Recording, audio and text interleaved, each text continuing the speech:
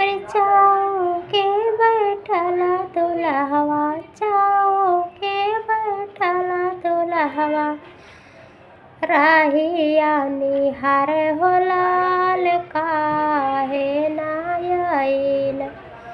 राम राजेशा हमरो जीजा हो लाल काहे ना आइल। राम राजेशा हमरो जीजा हो लाल काहे ना आइल। जीजा जिग बहिनिया, जीजा जिग बहिनिया, सोनरवा से लो भैले हो लाल लाज ना आइल।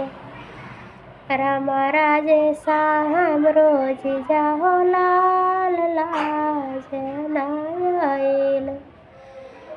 राम राजेशा हमरो जीजा हो लाल लाज ना आइल। पानी लेते गेलै दुल्हवा, पानी लेते गेलै दुल्हवा, राहिया निहारे हो लाल काहे ना आइल। रुक्मणी हमरो दीदी हो लाल काहे ना आइल। रुक्मणिया हमरो दीदी हो लाल काहे ना आइल।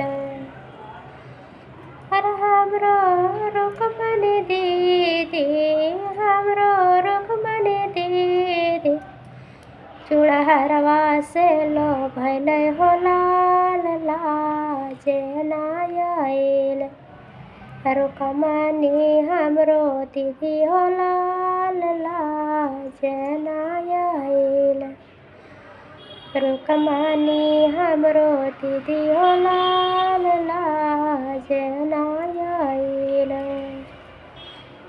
पोखर खड़े गेलै दुल्हवा, पोखर खड़े गेलै दुल्हवा, राहिया निहारे हो लाल काहे ना आइल।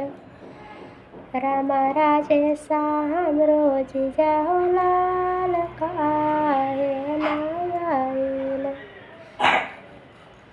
जीजा जी के भाभी, जीजा जी के भाभी, धोबिया से लो भैले हो लाल लाज ना आइल।